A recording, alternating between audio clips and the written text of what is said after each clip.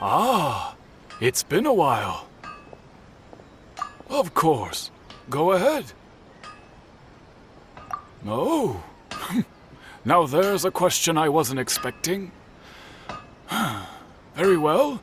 I'll tell you what I know once more. The once renowned Raiden Gokuden, comprised of 5 branches. Amenoma, Futsu, Ishin, Hyakume, and Senju. The art of forging practiced by these 5 clans was first taught to them personally by the almighty Shogun. Over time, the 5 branches diverged from one another as generations of bladesmiths honed and perfected their craft until they became 5 distinct traditions. Most of the great swordsmith clans of old have since fallen into decline, and for a long time, only the Amenoma branch kept its art alive.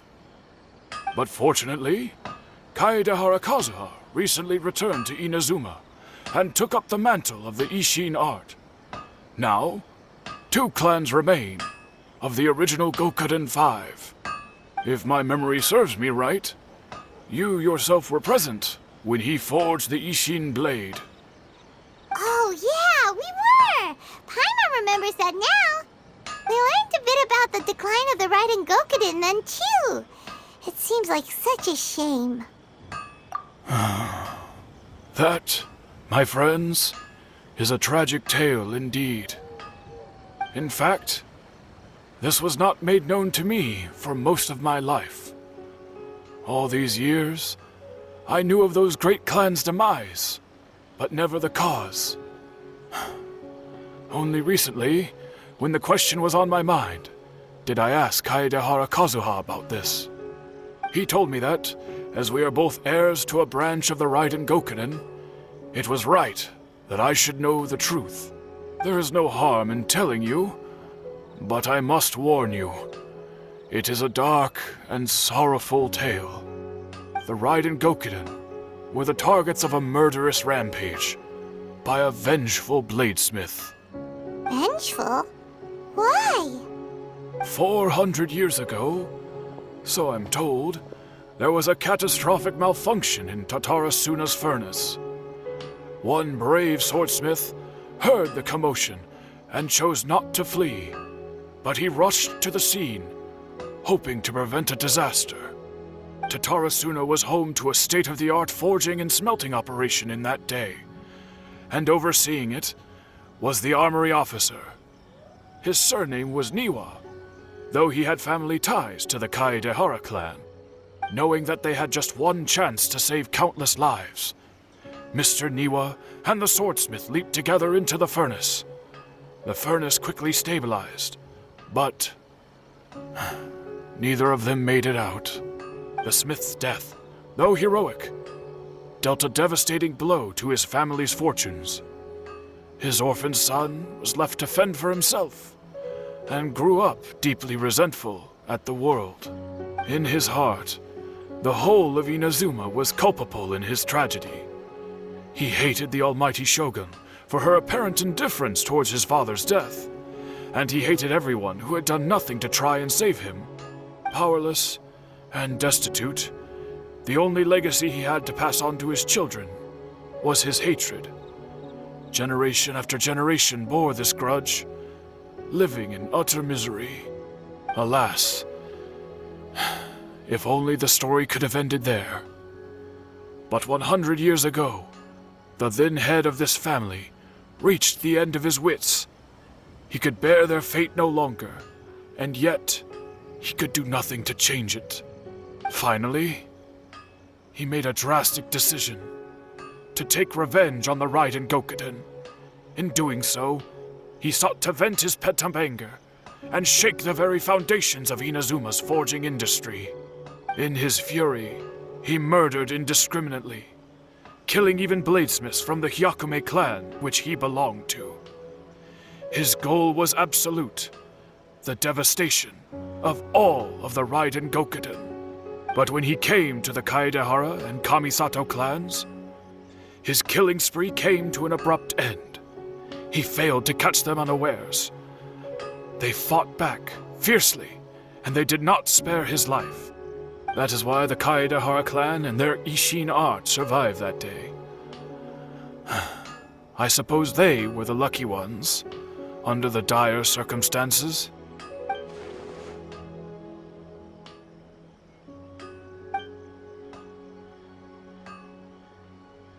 Was there anything else you wanted to ask? Kazuha? Why, yes. Just yesterday, in fact. We spoke for a while over some tea. He seemed well.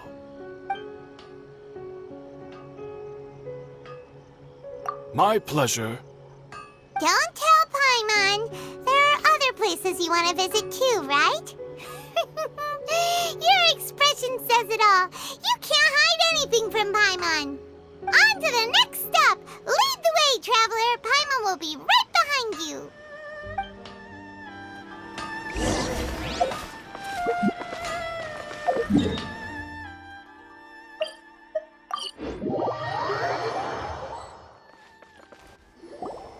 We're here!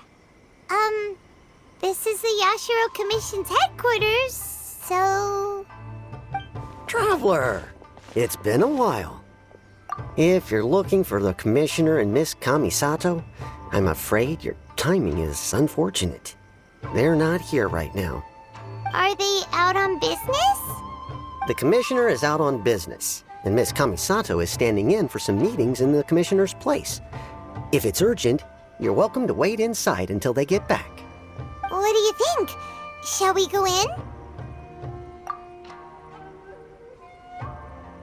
If it were anyone else, I couldn't allow it. But seeing as you're so close with the Commissioner and Miss Kamisato, I think it should be okay. We'll be heading in then. Thanks!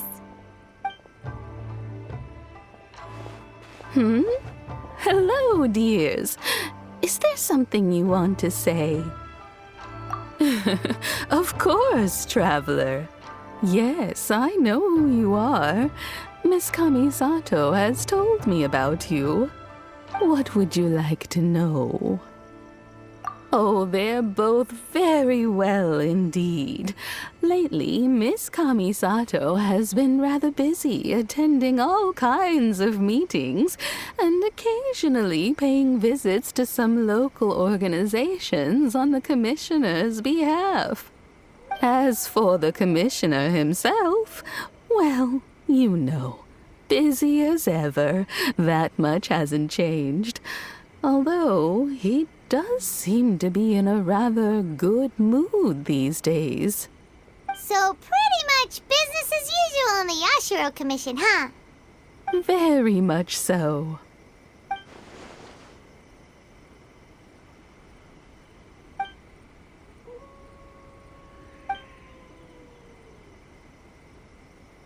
Well, got any more questions? You're very welcome. In fact, I would love nothing more than for you to come and visit more often. But I'm sure you must be far too busy to have time for that. Miss Kamisato talks about you all the time. She seems so thrilled to have you as a friend, and she's always saying how talented you are and how much she admires you. I must say, many things in Inazuma seem to have taken a turn for the better since you arrived here. So you're not just Miss Kamisato's knight in shining armor, you know. You're a hero to us all. I mean it. Whenever the Commissioner dines at home, Toma always joins him. I always find myself at my most relaxed when I'm serving the two of them and listening to them chat away. The Commissioner has such a busy schedule that he doesn't always have the chance to take his meals at home.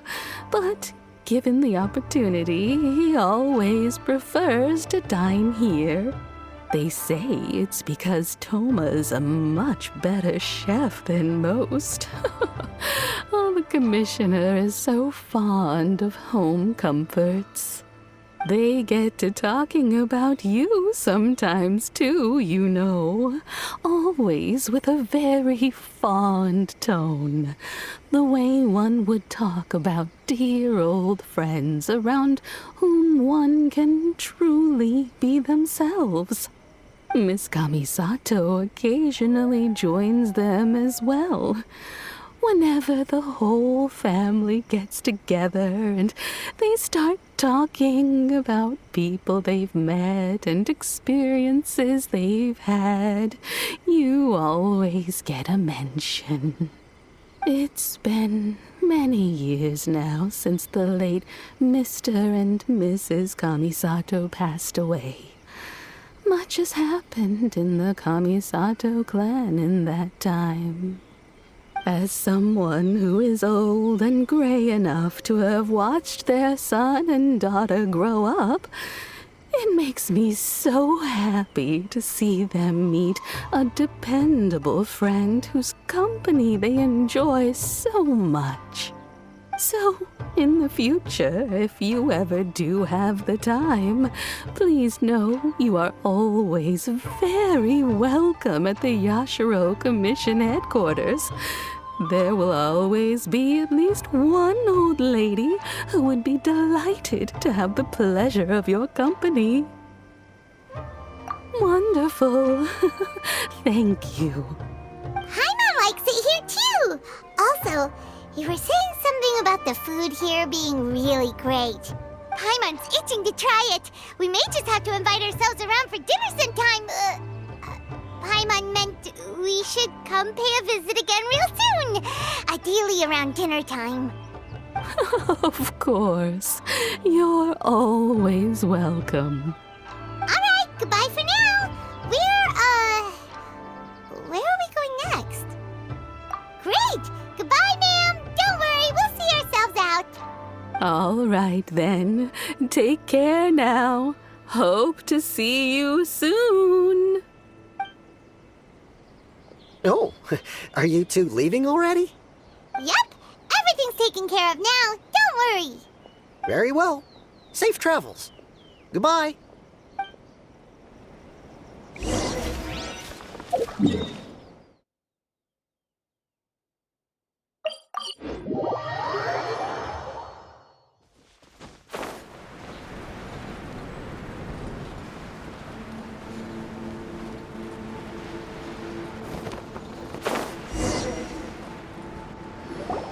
Well, here we are.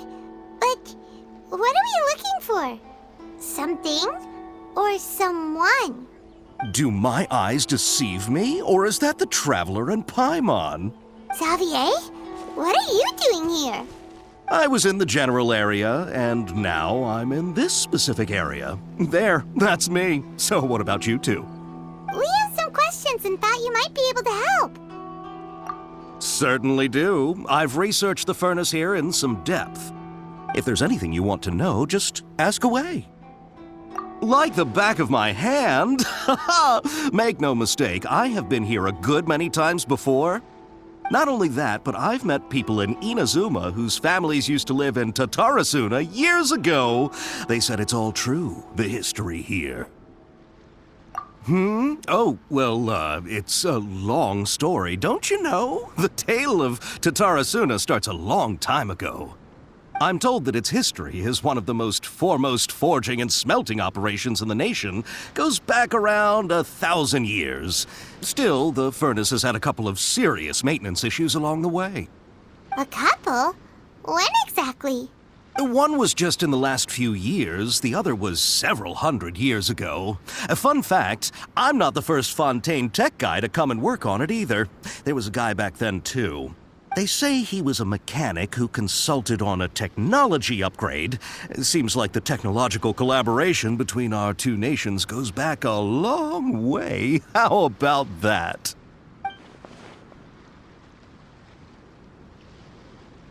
Hey, weren't you gonna ask Xavier something about Tatarasuna? Come on, ask already. Oh, I didn't realize you two were here for a history lesson. Me neither. Paimon doesn't know what's gotten into this one today. Feels like we've been preparing for a history exam or something. What brought this on? Did you just wake up today with a sudden burning desire for historical knowledge? Sure, go ahead.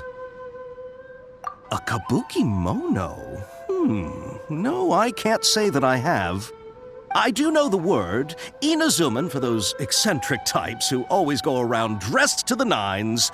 Just the sort of person that I'd like to meet, actually. But sadly, I've never had the pleasure, nor have I come across anything to do with a kabuki mono where Tatara Suna is concerned.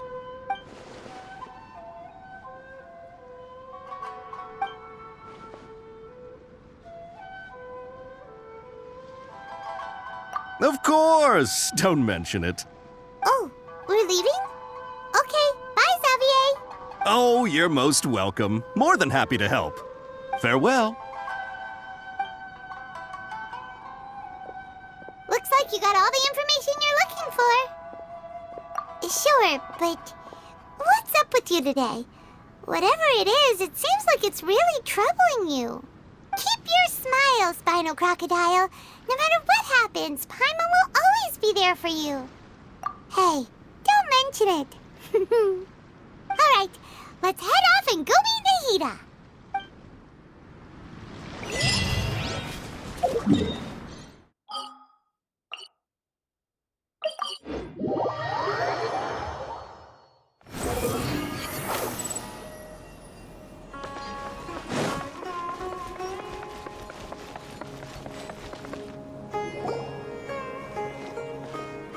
Hey, it's them!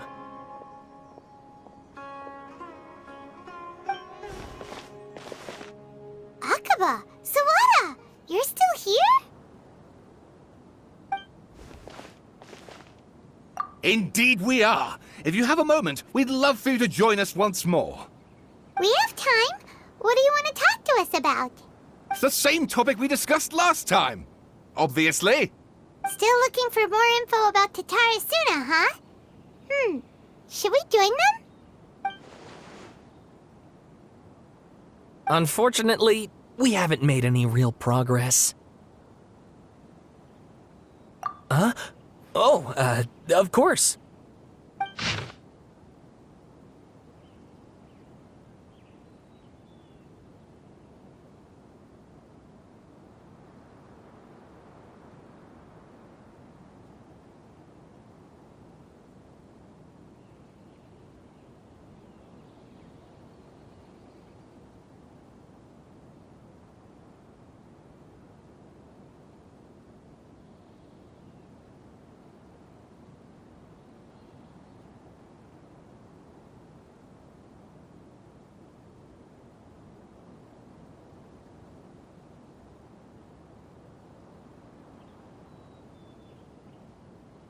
I presume you'll want to read mine as well. Here.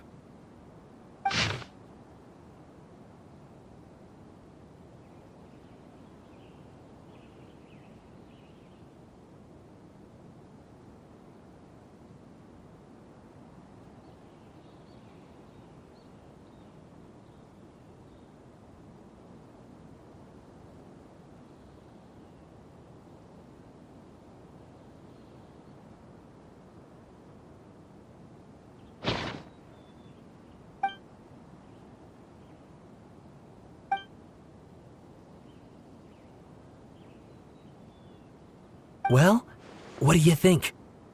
Hey, Traveler. Remember how last time Akaba was saying how he wished he could gather more information about all this? Well, we just got back from Inazuma. So how about we tell them what we learned? What did you find out?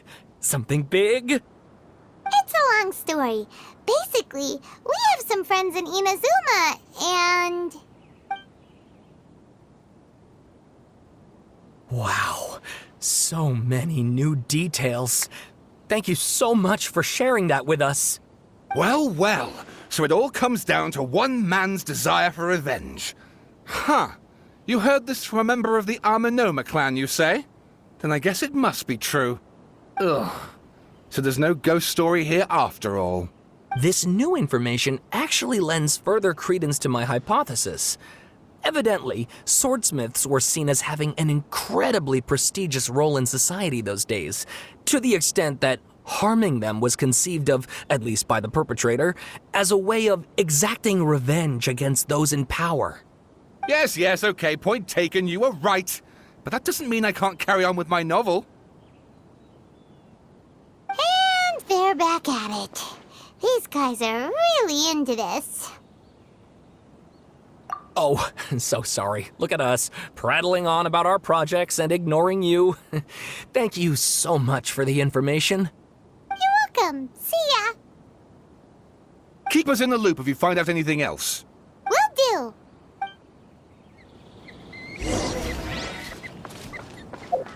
The wind rises.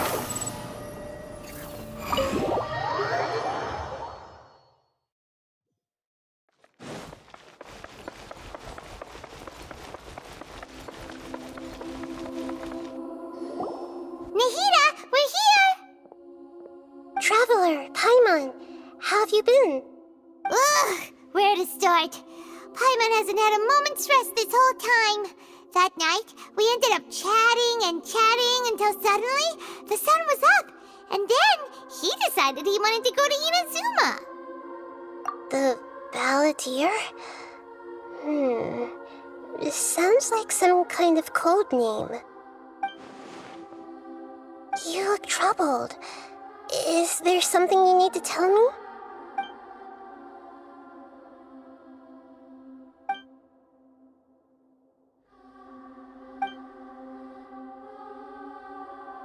Traveler? Hey, what's wrong? You look so upset.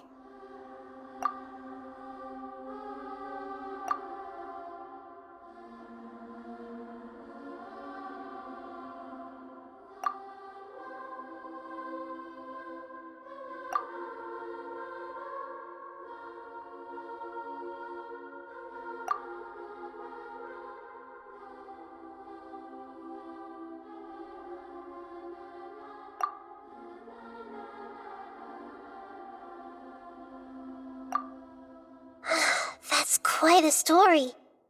So, this puppet known as the Balladeer erased himself from Irminsul, hoping that he could change the past.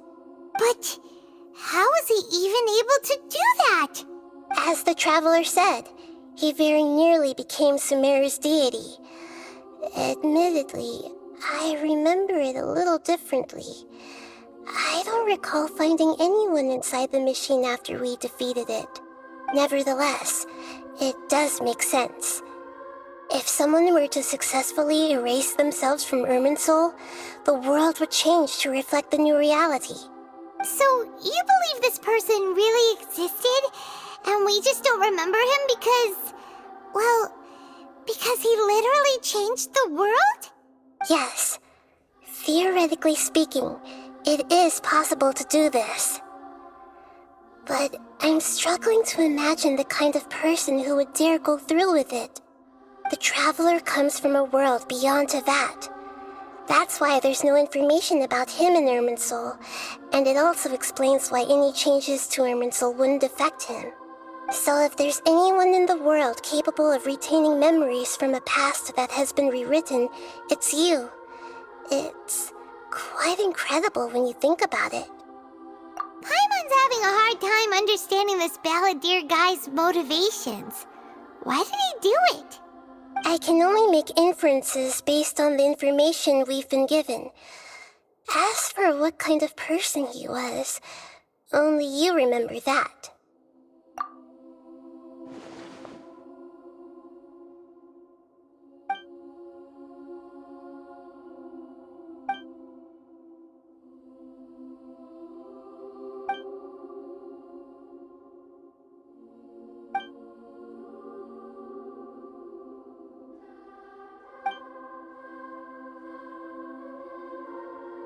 Something else worrying you?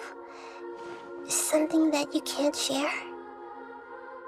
It couldn't change the fate of the ones who had died, right?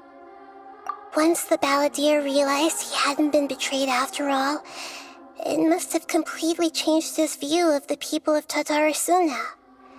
Now he saw them as friends again. He couldn't keep hating humans after that, and If he thought there was a chance he could save his old friends, it would be hard not to try. The story makes sense, every part of it.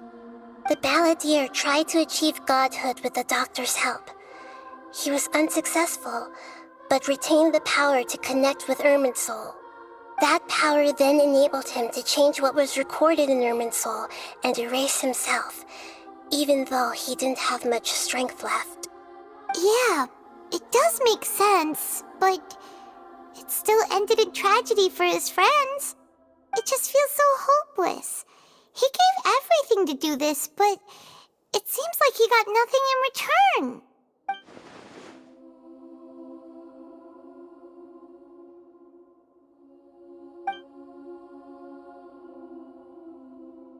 Please wait a moment. I want to check something. Found it. This should be the one. It turns out that I have a strange way of confirming everything he has told us. What is it? A record from a personal collection. It was tucked away in a corner. You should take a look.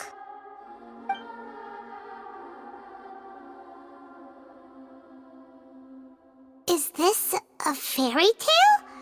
Who wrote it? I authored this record myself. Huh?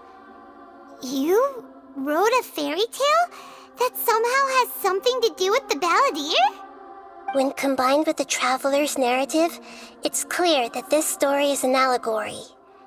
Everything in it is a symbol for something else. Hold on. So this record survived from the past? Yes. Any information about the balladeer or the kabuki mono in other records will have been changed. But I wrote this story in a way that means it was left intact. Changing the information in Irminsul changes to that. But Irminsul can't change information that was well hidden in advance. I guess I must have written this story as a backup before the balladeer entered Irminsul. That's incredible! What a great idea! And sending the traveler into Irminsul with the balladeer must have been a further precaution. I knew he'd remember everything. This story is abstract enough that it still resonates with the present information recorded in Irminsul. But if we connect all the different pieces together, the true story that emerges is the one he told us, the now erased life of the balladeer.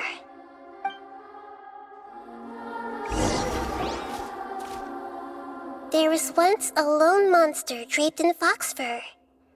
The monster found a family of foxes, joined them, and they became friends. The monster lived with the family day and night, and everyone treated it as one of their own. Once in a while, the monster would take off its fox fur at night and lament to itself as it gazed at its reflection in the water. I am a monstrosity, yet they are too foolish to see it. I pity them. But the monster soon found solace when another came to live among the foxes who was not their kin. A kitten, carved from the wood of a white tree who had been abandoned by the humans. The kitten too wished to become a fox, but its tail was too slender and it could not grow a coat of richly colored fur. Yet when the other foxes saw this, they spoke words of comfort to the kitten. Even without a tail and fur like ours, you are still one of us. Furious at this happy resolution, the monster lit a fire on the mountain. The terrified animals panicked as the fire spread. The only way to extinguish the flames was to make a sacrifice. A gray fox stood up and addressed the monster. It said, "You are the cleverest among us. Surely you can help us find a way to solve this." The monster smiled, led the fox toward the fire, and murdered it. The gray fox's heart was turned into a beautiful drop of water, clear, spotless, and pure. the monster gave the heart of water to the kitten, telling him, "The foxes have decided. You are the one who must be sacrificed. Take this, quench the flames, and die for your fox kin." The fire was extinguished, but the kitten lived. It left that side of the mountain and found a little bird who had a broken wing. The two promised they would spend their whole lives together, but the little bird did not have long left to live. It passed away soon after. After burying the bird, the kitten left the mountain for good. Never again would it cherish a single creature nor a single blade of grass that stood on that mountain. The kitten spent the nights wandering aimlessly, gnashing its teeth at the moon. How it wished to swallow the moon and devour the moonlight. If the world could only return to darkness, then it would finally be peaceful and content. I will become the new moon, the answer to everything. Then, no one will know that there were once birds, foxes, and cats in this world. And no one can know that they were different.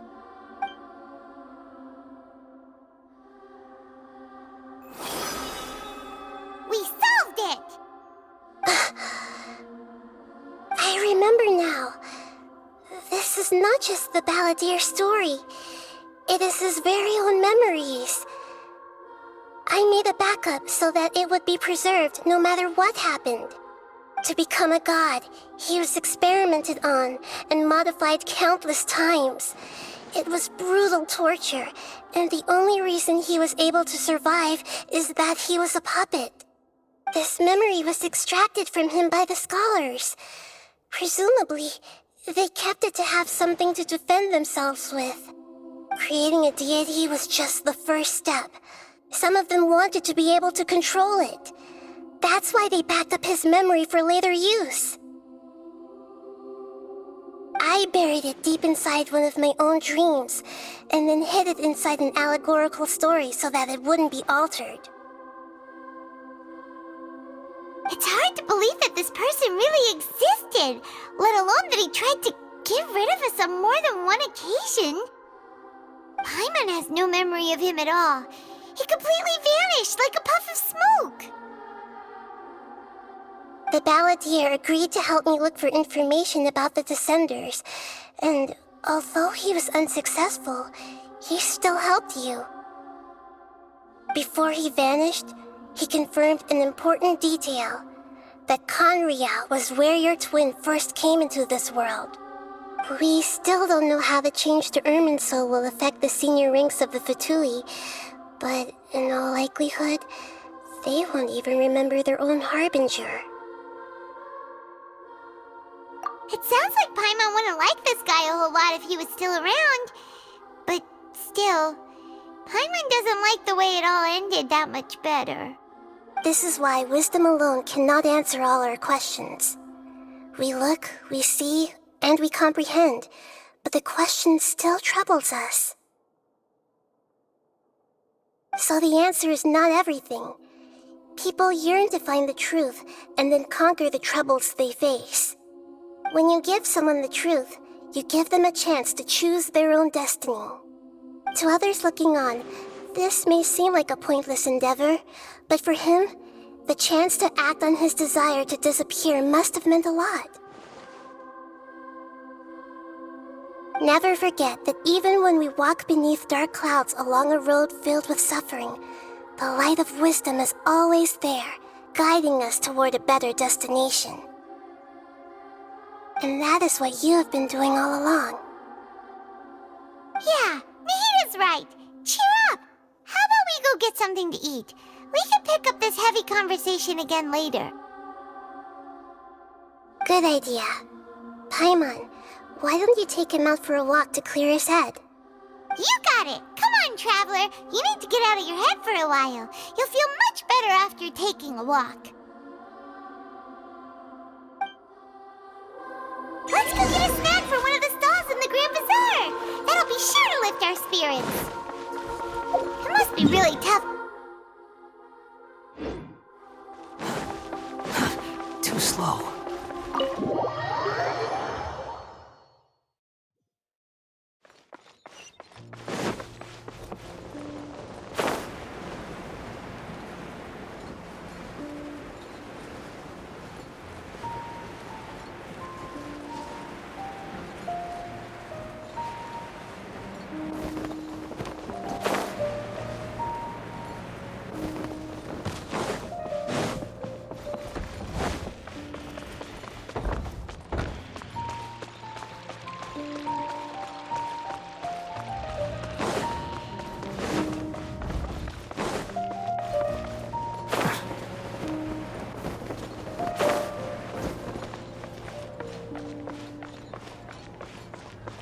Behold!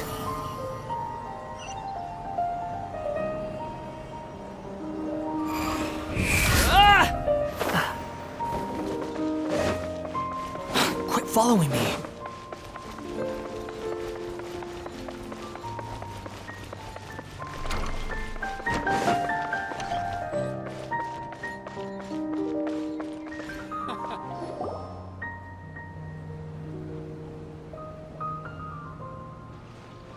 We're here! What should we eat first? Hey, are you gonna answer or what?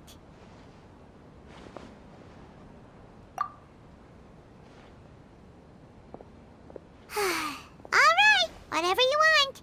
Well, Paimon will be right here when you figured stuff out. Then we can get something to eat.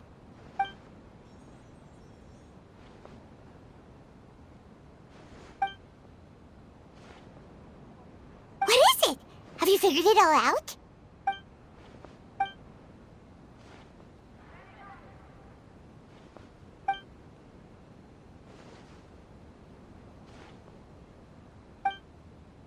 Why'd you jump up all of a sudden?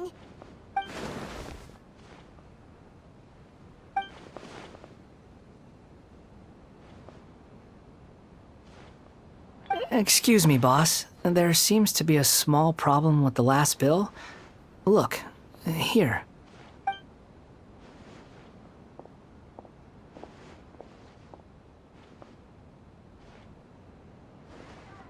Hey! Hey, wait! You mean me? No, not you. That kid! Didn't you see? Little rascal grabbed my last 2 fresh Sunsettias and ran off. Look, if you're gonna help out here, you can't keep spacing out, okay? What is it? Work's too boring for you? Or has the big city got too many distractions? I wasn't paying close enough attention. Sorry, boss. I think you're right. Maybe it's the city.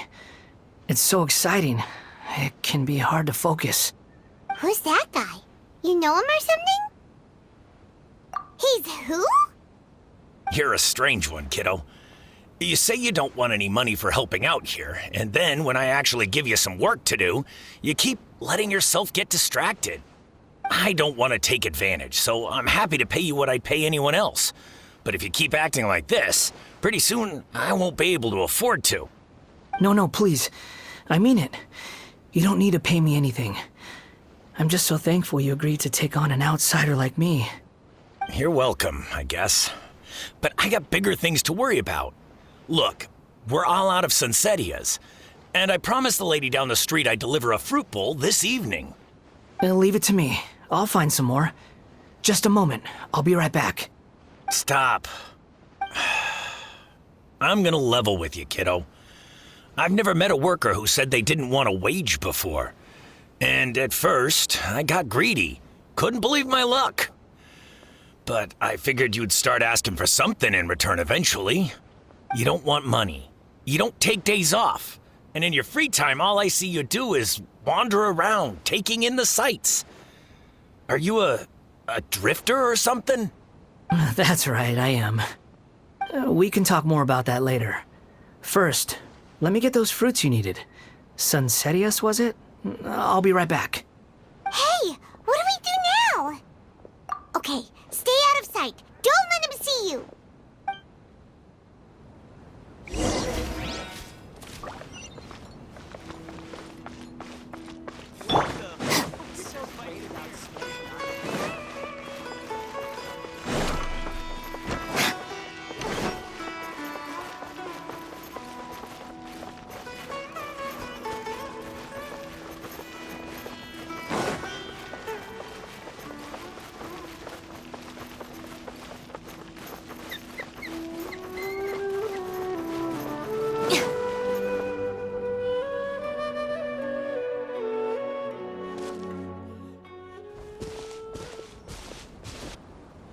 Yeah, this'll do. Even though you say he's the balladeer, what are we planning on doing? Stealing his Sunsetias? Isn't that a bit too cruel? Oh, alright. This should be enough. Guess I should wash them before I take them back. Huh? You two over there. Is there something I can help you with? He spotted us! You've been following me all the way from the city. I'd have to be blind not to notice. Have we met before? No, we haven't met.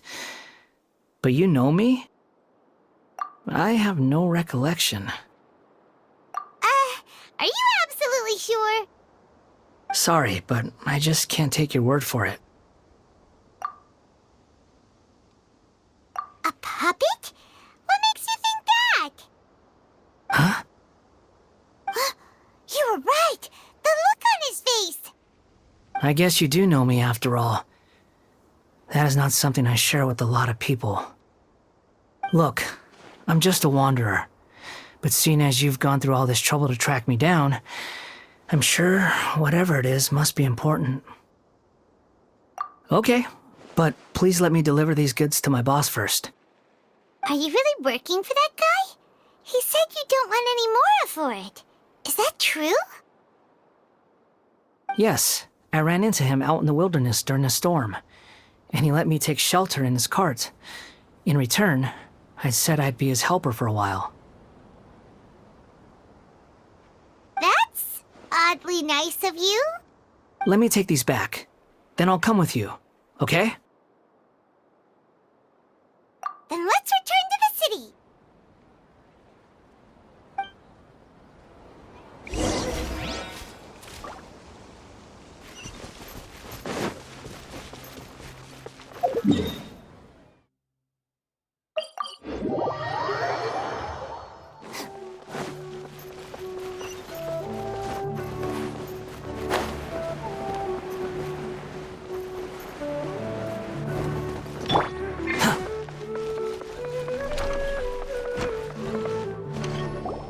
Here you go, boss. I'll leave them right here. Oh, you really went and picked some more. Who are these two? Something's come up, and they need to borrow me. Sorry, boss. I'm afraid I'll be away from the stall for a while. I was just about to pay you anyway. Go wherever you want, kid. Don't waste your time here. What? I get it, okay? You just wanted to help me out, to thank me for giving you shelter from the rain that day. Even then, I don't understand why you're so adamant that you don't want any pay for it. But look, it was pouring down, and there you were, sauntering along without a care in the world, like you had nowhere to be and didn't even care that it was raining. Imagine you were me for a second. It's a little weird, right? Why's this guy traveling during a rainstorm if he's not trying to get somewhere? And why's he taking a shortcut through the open country if he's not even in a hurry? But anyway, taking you in didn't put me out even slightly. You don't owe me a thing for it. Certainly not all this. Your time is valuable. You know, you should go live your life. But I don't...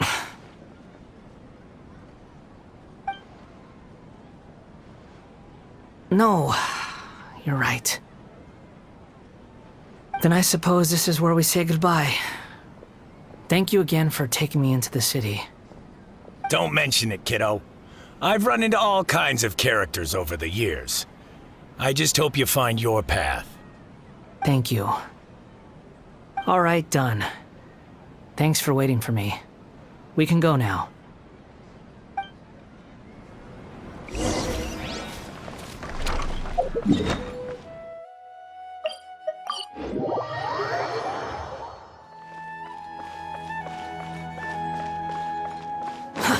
Too slow.